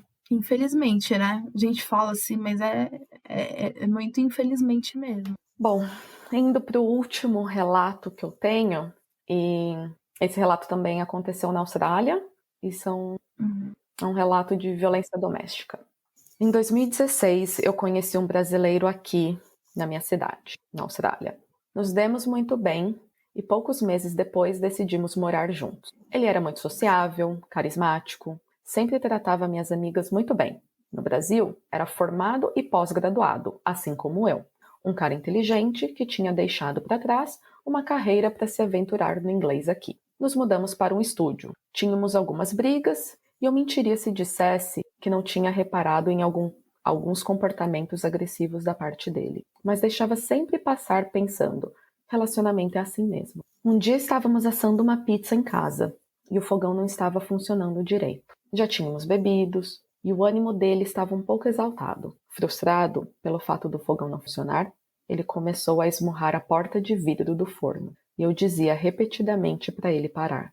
Notando que ele não pararia e provavelmente quebraria a porta do fogão, eu o segurei pelo ombro, dizendo para parar, pois quebraria tudo, se machucaria e perderíamos o bonde. Na hora, ele virou e me jogou no chão. O que seguiu foi uma sequência de espancamento, para usar a palavra real. Ele me socava e jogava no chão repetidamente, me chutando. Eu me defendia como conseguia. Conseguia arranhá-lo, bater um pouco em minha defesa e morder. E ele tentou algumas vezes me sufocar com um mata-leão, dizendo: agora eu vou te matar. Durante uma dessas tentativas, eu pensei: se eu não sair disso aqui, o jogo acabou para mim. E na hora me veio aquele filme da vida na cabeça, daqueles que dizem que você só vê quando está perto da morte. E eu estava. Minha ideia foi literalmente me fingir de morta para ver se ele parava. Felizmente funcionou. Ele me soltou e eu corri para fora do apartamento. Ele me pegou pelo cabelo e tentou me trazer de volta, mas um dos vizinhos abriu a porta e me ajudou, me acolhendo em sua casa. Outro vizinho tinha ouvido os gritos de socorro e chamado a polícia, que chegou logo menos e o levou preso. Infelizmente, ele foi solto no dia seguinte e conseguiu uma ordem restritiva imediata contra ele. Ele quebrou essa ordem e foi preso novamente, e outra vez foi solto. O caso foi para a corte meses depois. Como a família dele tinha dinheiro, pagaram bons advogados, enquanto eu fui pessimamente representada pelo serviço público. Ele acabou sendo inocentado por falta de provas, mas foi deportado por não ter renovado ou cumprido as exigências do visto. Prioridades, né? Disso tudo, eu saí com depressão, trauma, senso imenso de injustiça e muita raiva. O que me salvou nessa época foi o grupo feminista maravilhoso de amigas que eu tinha, que fizeram de tudo por mim até que eu conseguisse reaprender a andar sozinha. Não existe justiça para a mulher, muito menos para a mulher imigrante e pobre. Existe a luta, a união e a força de se reerguer das cinzas, e são esses elementos que me fizeram e fazem seguir até. Ai, pesado. Quando eu vou falar sobre esse assunto, eu assumo uma postura muito racional. Eu tento, né? O máximo que eu posso. Porque, assim, por motivos óbvios, acaba com a gente. Foi quando eu fui escrever o meu livro, eram histórias. Eu, por ser uma pessoa que estava naquele movimento, né, entre aspas, assim, no movimento feminismo e tal, naquele momento, sabia o que era violência à mulher, eu sabia tudo isso. Mas a gente não olhava com aquela profundidade, nem com aqueles olhos, assim, abertos. É só mais uma violência, é só mais uma coisa. Então, quando eu fui escrever esse livro, quando eu e esse livro, a gente teve que adotar uma posição muito racional. Muito, muito racional, porque primeiro de tudo, a gente estava cara a cara com as vítimas. Como a gente, no papel de jornalista, a gente vai entrar aos prantos quando ela está conversando sobre alguma coisa, assim, é incabível. E segundo, porque a gente precisa assumir aquele papel de repassar os fatos da forma que aconteceu, né? Que foi muitas coisas que às vezes a minha orientanda fez. Eu falei assim, isso aqui você passou um pouco do ponto na sua opinião, você não pode fazer isso. Apesar de tudo, isso aí ainda é um jornalista. Então, eu tive que assumir muito essa postura racional de escutar você lendo esse relato e só respirar fundo, saber tudo que vai acontecer, mas não me abalar tanto, porque assim, tudo que eu li, tudo que eu vi, continuo vendo, a gente não sobrevive. Assim, a nossa cabeça, o nosso psicológico, ele não sobrevive. Quanto mais você é abalada.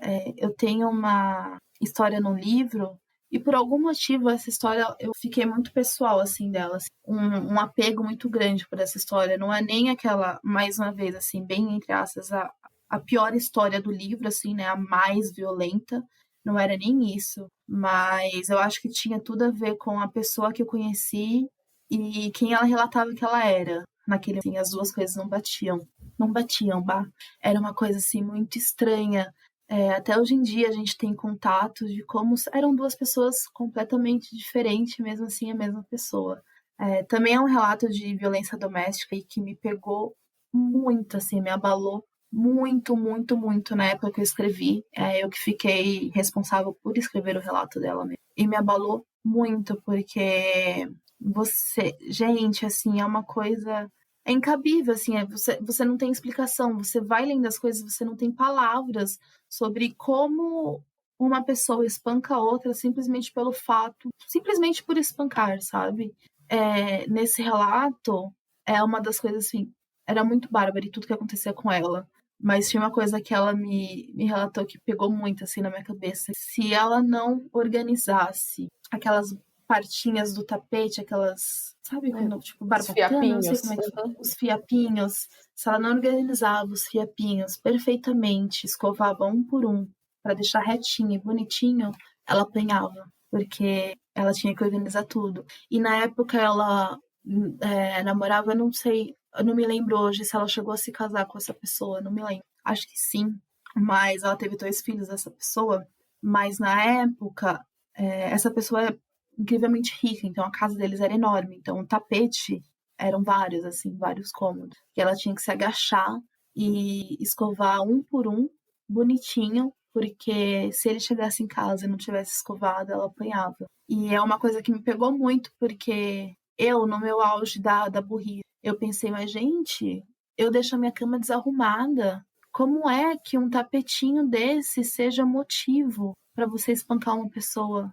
Era uma coisa que nunca entrou na minha cabeça. Até eu entender que ele só fazia isso porque ele podia, né? Ele entrou naquela coisa. Ele era uma pessoa rica, influente na cidade que ele morava. Até hoje não teve nenhum problema com ele, mesmo com a denúncia, mesmo com tudo o que aconteceu. Ela teve que sair fugida, mas ainda tem contato por causa dos filhos, né? Precisa ter esse contato. Precisa não, né? Acho que ela quis ter esse contato por causa dos filhos, não sei dessa parte. Mas era uma história que começou linda e maravilhosa, como essa da sua amiga, mas Todas sempre começam tem, assim. todas começam, mas sempre tem aqueles avisos, né, que a gente ignora por alguma razão, por algum motivo, que é muito cultural, na verdade, porque se a gente parar para pensar, eu tenho uma memória muito assim grande da minha infância de que ai, se o Joãozinho te trata mal é porque ele gosta de você. E não é, entendeu? E mesmo que fosse, a gente tem que ensinar que os meninos não precisam tratar a gente mal para falar que gosta da gente. E a gente precisa entender que a gente não merece e não merece ser tratada mal só pra sentir algum amor, digamos assim, né? Que relacionamento ele não é para ser fácil, mas ele não é para ser fácil porque são 2 pessoas lidando com 2 pessoas, assim. São humanos de gostos e personalidades diferentes. Mas um relacionamento na parte amorosa, na parte de afeto, de carinho, de sexo, tem que ser a mais leve possível, sempre. A mais fácil. Se o seu relacionamento é difícil porque a pessoa é violenta nesse sentido, é porque essa pessoa não serve. Porque você não deveria estar se relacionando com essa pessoa. Então, mais uma vez a gente cai naquela coisa de que é a gente que não percebeu os sinais. A culpa Porque é é nossa. sempre a nossa culpa. De certa forma é isso. A gente tem que reparar os sinais? Tem, mas por que esses sinais têm que existir, sabe? Por que esses sinais têm que existir? Porque existe isso? Porque a gente tem tanto que ficar alerta num começo de relacionamento para saber se aquela pessoa vai ser abusiva ou não. Cai tudo em cima da gente. É a gente que tem que se ligar. E muitas vezes não é fácil, né? Porque muitas mulheres, elas vêm de uma autoestima, assim, muito baixa para entrar no relacionamento. Ela se desacredita muito dela mesma, ela acha que não merece nada, absolutamente nada. E quando um cara vem e te demonstra o mínimo de amor possível, você vai achar que aquilo ali é o máximo, né? Eu lembro de uma frase, que eu não lembro onde eu escutei essa frase, eu acho que foi até de um filme, mas eu realmente não lembro. De que a mulher realmente falou assim, nossa, mas quando a gente começou a namorar, quando a gente ficar, ele era um amor. Ah, foi de Grey's Anatomy que eu vi isso, olha, lembrei agora. Aí a outra pessoa respondeu, é claro que ele é um amor. Porque a gente acha que a gente é fraca, mas a gente não é fraca. Você nunca ia se apaixonar se ele tivesse mostrado o verdadeiro lado dele. Então, não é culpa nossa. Como que a gente não vai se apaixonar por uma pessoa que nos trata como rainha? Não tem como. Mas é porque ele que tá enganando a gente, né? No caso, é ele que tá se mostrando ser uma pessoa completamente diferente. Então, isso que a gente fala assim, nossa, eu fui muito burra de não ter percebido isso antes. Não é. Você não foi burra, porque se ele tivesse te mostrado isso antes, você nunca teria caído na conversa dele. Isso ficou muito marcado pra mim, essa frase, porque é realmente isso, assim. Gente, eu nunca vou me relacionar com uma pessoa que começa no primeiro encontro vai me chamar de puta. Nunca. Ninguém, por mais que a autoestima seja baixa, ninguém vai fazer isso. Então, se ele me chamar de puta daqui 6 meses, depois que eu já estou incrivelmente apaixonada, aí é outros 500. Aí é uma violência psicológica que, sabe, não é culpa nossa que a gente não reparou isso no primeiro encontro. Porque a gente é esperto, eles sabem que nós somos espertos o suficiente para não cair quando eles são realmente quem eles são, né? Nossa, ai, Ana, foi um prazer conversar com você, prazer é meu. escutar também os seus insights, né, desses relatos e escutar também a parte mais tranquila desse programa, que foi a tua Sim. história nos Estados Unidos. Agradeço muito pela sua presença, Ai, eu pelo que seu agradeço, tempo. Bá. Mas antes a gente terminar, então vamos para a nossa lupa cultural, aquele momento de ação, de trabalhos feitos ou protagonizados por mulheres. Vamos lá. Você começa. Eu falei, né, que eu tive a sorte de separar uma lupa cultural que tinha tudo a ver com esse programa. Mas vamos lá. Eu vou começar por um que é o que mais foge um pouquinho assim, mas só porque eu vou indicar um documentário que ele chama Revelação em português, né, ou então Disclosure. Só para aproveitar que, como ontem foi o Dia Internacional da Visibilidade Trans, é por isso que eu estou indicando esse documentário. É um documentário maravilhoso, você já assistiu? Já. Ele é muito bom, porque eu acho bacana de como ele traz uma perspectiva hollywoodiana, né? Mas de como Hollywood transformou os estereótipos de pessoas trans, né? De como eles moldaram esses estereótipos. E eu acho incrível isso, porque realmente, assim, tudo, desde pessoas negras, você tem um estereótipo marcado, que esse estereótipo ele foi marcado por causa de, além de todo o racismo, mas também por causa da mídia, que, né, filmes e séries e programas de TV, enfim.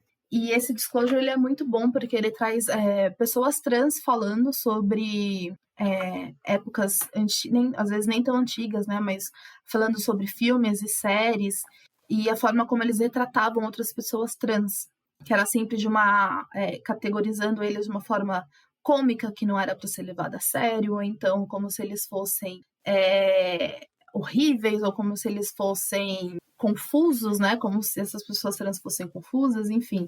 Então, eu acho muito bacana, eu acho que todo mundo deveria assistir esse documentário para entender que tudo que você tem, assim, carrega de preconceito com você, existe um motivo. Não é só porque você é uma pessoa que é super preconceituosa, é porque você cresceu vendo aquilo e achando que aquilo era completamente normal.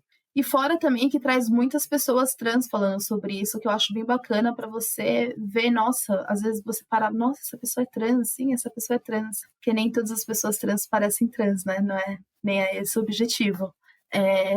Mas eu gosto muito, então é uma indicação para comemorar, que foi ontem a Dia Internacional da Visibilidade Trans. E o outro, aí eu tenho uma uma minissérie. A série da Netflix, ela chama Grand Army. Acho que eu pronunciei ela certo. Não sei como ela é em português. Mas é uma série teoricamente nova também. Eu acho que ela lançou ano passado, final do ano passado, alguma assim. E é uma série adolescente, né? Que é da vida de adolescentes. Que você já... Assim, nossa, o mesmo do mesmo, né? Mas eu gosto muito... Eu gosto, assim, entre aspas. É horrível ver séries e filmes sobre violências e essas coisas, mas eu gosto muito para ver como que vai ser a perspectiva que eles vão dar, sabe? Como é que vai ser, como que a trama vai ser criada, como ela vai ser construída. Eu gosto muito de ver isso. Se vai ser aquela coisa meio porn, sabe? Aquela coisa de você... Ai, eu esqueci como eles usam essa fala, mas é aquela coisa que você quer sempre deixar tudo super violento e papapá, porque é pra pessoa ficar focada, nossa, que violência e etc, né? Tem muito filme que faz isso. E esse eu gostei muito dessa série, porque ela conta a história de 5 núcleos, que é adolescentes diferentes, adolescentes negros, mulheres, etc. E tem um caso de estupro nessa série que eu acho sensacional a forma como foi abordada, assim, sensacional.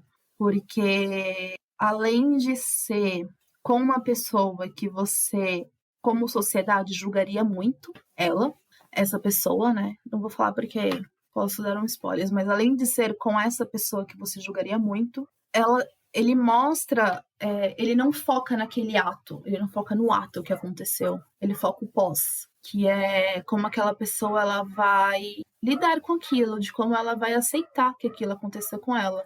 Porque ela sabe o que aconteceu, mas até você fica num período de negação, né? Até você realmente entender o que aquilo aconteceu. E o melhor de tudo é ver de como as pessoas vão reagir com ela. Porque a partir do momento que você deixa de ser aquela pessoa legal e bacana de estar junto, quem vai estar do seu lado? Então, isso é muito bacana de ver nessa série. E além dos outros núcleos que é interessantíssimo, que fala sobre tem uma menina asiática que foi adotada por pais brancos e passa por toda essa questão de identidade, de entender quem ela é. Tem a menina negra que tem um futuro super promissor, mas ela precisa escolher entre o futuro promissor dela e a família e cuidar da família, porque ela tá naquela situação que muitas pessoas negras estão, que é situação financeira péssima. E tem também punição com homens negros, com meninos negros. Eu acho muito bacana a forma como essa série é construída. E eu acho muito bacana para você entender que as violências elas acontecem em qualquer lugar, de todas as formas possíveis. Não importa se você é uma menina super evoluída sexualmente ou não, sim, não importa, ela vai acontecer. Não importa a forma como você vai querer lidar com isso também, porque você tem todo o direito de lidar da forma que você quiser lidar, seja aceitando, seja negando. E eu gosto muito disso, eu gosto da forma como eles construíram essa série. E por ser uma série mais adolescente, eles entram um pouquinho mais nesse âmbito aí também, né? De serem pessoas jovens e etc. O que fica mais fácil, entre aspas, de acompanhar. E o que eu acho que é bacana é que atinge um outro público, né? Um público que precisa entender mais esses assuntos. E por último, que é uma minissérie. Eu acho que ela é uma minissérie, assim, ou então uma série curta, que ela chama Unbelievable, que é inacreditável em português. Sensacional. Muito que boa, raiva. né? Puta que pariu. Menina, quando eu vi essa série, eu falei assim, cara, parabéns. Mas poucas pessoas conhecem, poucas pessoas assistiram, pelo menos assim, eu não conheço ninguém que assistiu. E gente, é incrível essa série, assistam. Mas ele conta um caso de uma menina que denunciou um estupro e acabou voltando atrás na denúncia. Mas aí a gente entra nessa questão que a gente conversou até, acho que foi no primeiro relato que você deu, né? Que não lembro se foi o primeiro relato, mas de como as denúncias acontecem. Ah, mas foi um estupro falso? Foi uma denúncia falsa? Não, não foi. É porque ela teve a coragem, ela, uma menina de 16 anos, teve a coragem de fazer uma denúncia e ela foi desacreditada por policiais homens, né? Vamos deixar aqui bem claro que são policiais homens. Ela foi desacreditada por policiais homens e que esses policiais homens a fizeram reverter, assim, né? Fizeram voltar atrás na denúncia que ela fez. Então, acabou gerando toda uma questão de... Foi pra mídia, né, também, as pessoas, nossa, mas ela mentiu pela denúncia dela e etc. E aí você fica nisso, assim, mas até que ponto denunciar é realmente relevante, né, na sociedade? Como é que você pode colocar uma menina de 16 anos... Gente, assim, por mais madura que a gente acha que somos, que nós achamos que somos aos 16 anos, porque eu achava que eu era maduríssima. Nossa, assim. total. A adulta, eu tinha os 30 anos de mentalidade. Por mais que a gente ache que nós somos maduras, nós não somos. Ninguém, nenhuma idade, né? Mas assim, nesse caso em específico, nenhuma menina de 16 anos merece ter a força que ela teve de denunciar e ser desacreditada por pessoas que deveriam estar lá para protegê-la. Então, essa série eu acho incrível por causa disso e também porque depois entra uma outra parte de investigação que é feita por duas detetives que são foda pra caramba. E por ser uma série baseada em fatos reais, então aquilo realmente aconteceu. Então não é uma ficção, gente. Não foi uma ficção que eles fizeram ela se voltar atrás na denúncia. Não, isso acontece até hoje, assim. Mas eu acho incrível essas duas séries, eu acho elas ótimas.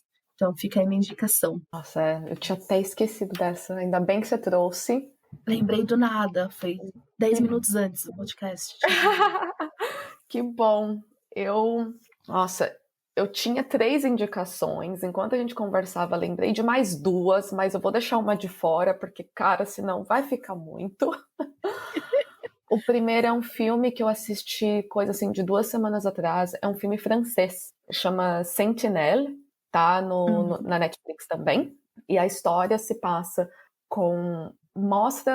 é uma mulher que era soldada francesa no conflito na Síria.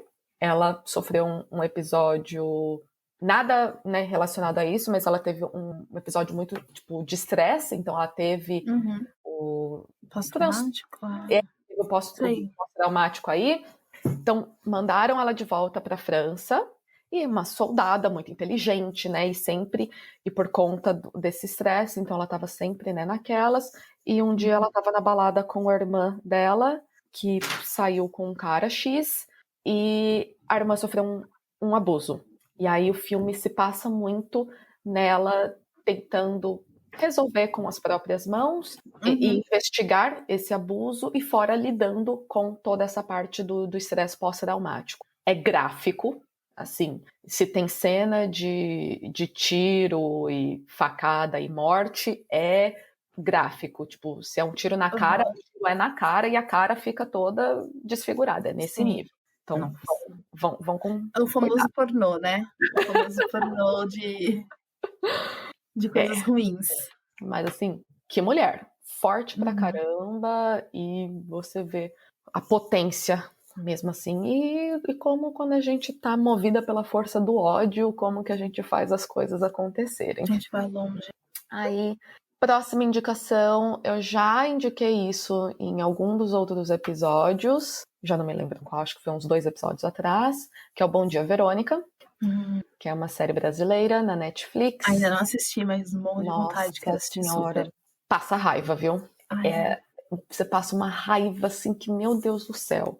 Mas retrata muito a violência doméstica e uma mulher naquele momento que ela tá querendo sair, mas ainda também tá muito presa dentro, não sabe como, e não mostra... O lance dessa série é o seguinte, ele não mostra como que ela chegou no estado que o relacionamento abusivo chegou. Então já é dentro do relacionamento super abusivo. Interessante. Então, mostrando isso, e a Verônica não é a mulher que está sofrendo abuso, ela é uma policial, que ela trabalha, ela recebe uma denúncia e ela está tentando tirar essa mulher dessa situação. É bem pesado. Nesse sentido. Eu assistia, que é o único momento que eu tinha, né? Era à noite, depois da janta. Não recomendo assistir antes de dormir, tá? Mas, assim, é uma série muito necessária, principalmente não só para mulher assistir, ó, né, por motivos óbvios, mas também é muito interessante colocar homem para assistir. Sim. Para eles verem, né, se é algum homem que não tem o pezinho nessa relação abusiva, para eles acordarem um pouco mais e, quem sabe, serem, em algumas aspas aqui, aliados das mulheres, para perceberem esse tipo de coisa também com os amigos. Exato. E aí, mais 2 indicações, então, rapidinho. Um é um perfil no Instagram, que chama Mas Ele Nunca Me Bateu. É um Instagram bem grande que traz relatos curtinhos. Eles trazem, assim, pedaços de relatos de mulheres que passaram por violência doméstica e relacionamentos abusivos, mas com o pretexto aqui, usando, né, essa frase, tipo, que não é tão ruim, né, mas ele nunca me bateu. Então não pode ser tão... E os relatos mexem muito com a gente, tipo, né, não, eu trabalhava fora, mas eu tinha que, assim que eu saía do trabalho, eu já tinha que mandar mensagem para ele e, tipo, sei lá, mandar uma foto minha de dentro do ônibus para provar que eu estava dentro do ônibus e não podia ter um homem sentado do meu lado, mas ele não. É pra mostrar que, gente, não é... A violência, ela não é só física, né? A violência, ela é psicológica também. E eu vou te dizer, muitas vezes, 1000 vezes pior sofrer uma violência psicológica do que receber um soco na cara. Porque não existe melhor, tá, gente? Falei errado, mas assim, a violência psicológica, ela é muito nas beiras, né? Você não consegue se defender. Pelo menos o soco na cara, putz, acordei, tá aqui. Tá na minha cara, eu tô sentindo. A psicológica, você demora muito. Tem que entender que isso também é uma violência. E é grave. E a última, que foi a que eu lembrei durante a nossa conversa, foi o podcast Praia dos Ossos. É um podcast jornalístico, então é um trabalho impecável, muito bem feito, muito bem escrito e produzido. E ele conta de um caso, Ângela Diniz, final da década de 60 ou 70, agora falhou a memória, mas é um caso de uma mulher que sofreu feminicídio e elas vão relatando quem era essa mulher. Da mesma maneira que você falou, quando você deu a indicação da Grand Army, né, você ia odiar, tipo, você achar que a mulher que sofreu o abuso mereceu, aconteceu com ela. De quando chegou na parte do julgamento, isso que todo mundo sabia que o cara tinha matado, tá? Então, assim, não era uma coisa de dúvida se o cara matou ou não. Era sabido. Sério. Mas ela levou, né, ele a fazer isso, porque naquela época ela era uma mãe divorciada, os filhos ficaram com o marido, era uma pessoa muito bonita, sedutora, que flertava com todo mundo. Ela envolvia, com a presença dela, ela já envolvia a todos, homens e mulheres. Era uma presença, assim, uau, muito odiada por isso. Fez ela ser morta. Ela era muito odiada por isso, mas muito amada também. E o companheiro dela da época, há pouquíssimos meses estavam casados, foi ele que cometeu esse crime. E então o Praia dos Ossos conta sobre a história dela, sobre a história dos dois como um casal. Tem trechos do julgamento, então você, né, escuta coisas, o advogado da defesa falando, e chegou um momento que virou uma coisa assim virou um espetáculo de colocar a culpa nela, que ele era Não, mais uma violência, né? Exato, e ele era um rapaz, em grandes aspas, o cara já tinha mais de 40 anos, mas era lidado como um jovem rapaz, bom moço, de boa índole, que foi levado num ímpeto de violência extrema que ela provocou nele a, né, pull the trigger e acabar com daquela desvarada que seduziu esse bom moço e o levou para o mau caminho das festas e drogas. Como ousa seduzir um homem de 40? É isso, né? Essa é a nossa vida, infelizmente. E sermos culpadas até mesmo pela nossa presença. Se a gente é extrovertida demais ou sensuais demais, a culpa é nossa. Complicado. É um mundo que não dá muita vontade de viver, de morar nele. E não tem pra onde você fugir, né? Não tem nem como começar um podcast imigrantes. Não dá nem pra falar que eu posso me migrar pra outro lugar. Qualquer lugar é assim. Existem lugares, entre grandes aspas aqui, menos piores que os outros, então que a cultura geral daquele país é menos propensa àquele tipo de comportamento, então não é tão comum aquele tipo de comportamento, mas isso não significa que a gente está livre de acontecer. E, finalmente, aqui, que a senhora não falou, eu estava esperando ver se falava, mas não fala, temos o seu livro, né, querida? Por favor. É engraçado, eu nem pensei nem em colocar ele na lista, eu falei assim, nossa, mentiu. Mas temos o meu livro, gente, temos o meu livro que ele chama Meu Corpo, Minhas Regras. Acho que se você coloca Meu Corpo, Minhas Regras, você acha. Na Amazon, tá vendendo na Amazon, você pode achar direto com a editora também, que chama Editora Autografia. Dá pra você comprar diretamente lá.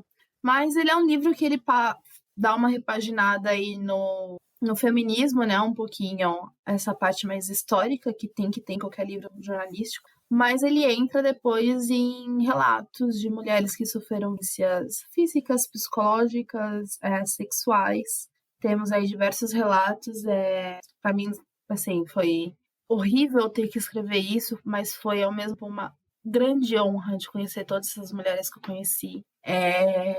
Elas realmente, assim, todas elas me moldaram como enquanto outra mulher também, sabe? Peguei um pouquinho de cada uma, assim, para me moldar em quem eu queria ser, em quem eu queria me tornar.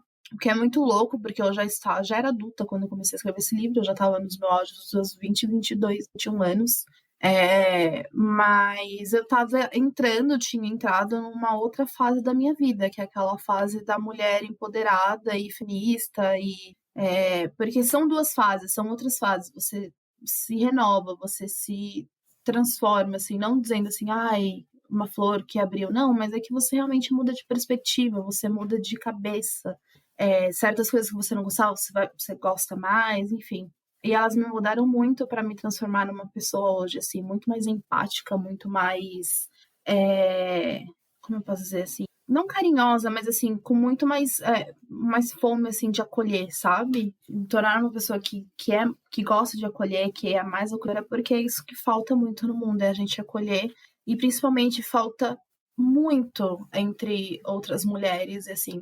Dessa vez sou eu jogando a culpa para algumas mulheres, eu peço mil desculpas porque estou sendo meio hipócrita, mas a gente precisa se acolher mais. Isso acontece muito pouco mesmo. E por mais que seja culpa de todas as outras pessoas que nos causam a violência, a gente precisa entender que existem várias violências nesse meio do caminho, que existe aquela violência inicial e depois a violência após aquilo, que é não ser acolhida, que é ser desacreditada, que é ser chamada de puta, que é ser chamada disso, etc. Isso também é uma violência e a gente também contribui para que essa pessoa fique pior do que ela já está. Então, esse livro me ajudou muito nisso, em entender de como o acolhimento ele se faz necessário, ele só não é legal de acontecer, ele é necessário. Ele tem que acontecer. A gente precisa ter uma rede de apoio incrível, porque muitas vezes a gente não tem ideia do quanto o nosso desabafo e a outra pessoa escutando o nosso desabafo, do quanto aquilo já tira um peso enorme das nossas costas. Então, meu livro é sobre... Na verdade, ele não é meu livro, né? Ele é um livro sobre várias mulheres de várias personalidades diferentes, com histórias horríveis, mas que hoje em dia são mulheres incríveis, pessoas incríveis que venceram mais uma luta, venceram uma batalha e continuam vencendo diariamente, porque aquela violência inicial, ela ainda traz sequelas e vai continuar trazendo sequelas, ou então outras violências vão acontecer, infelizmente, porque essa é a vida que, muito infelizmente, assim, muito infelizmente mesmo, e sendo completamente pessimista, mas essa é a vida que uma mulher tem, que é sofrer violência enquanto mulher. Que ótima maneira de a gente terminar o Um nosso beijo, episódio mais longo. Mas, Luana, muito obrigada pelo seu tempo. Eu que agradeço muito por você ter me convidado. Foi uma honra conversar com você e falar sobre essas coisas. São difíceis, mas elas precisam ser faladas. Muito, e muito mais ainda. Bom, obrigada a todas que escutaram até aqui. Sei que foi um episódio desafiador para muitas de nós, eu inclusive. E caso tenha gostado e achado que será relevante, principalmente para os homens da sua rede escutarem através do nosso ponto de vista, compartilhe com ele ou com suas amigas, familiares, colegas de trabalho, lidas, e deixe sua review no seu agregador de podcast para que ele chegue a mais pessoas. E se quiser nos contar o que achou desse episódio, alguma pergunta ou gostaria de participar, entre em contato no e-mail mulheresimigrantespod@gmail.com, ou para quem ainda não nos segue nas redes sociais, você pode nos encontrar no Instagram e Facebook por @mulheresimigrantespod ou no Twitter por @mulherespodcast. Obrigada e até o próximo episódio.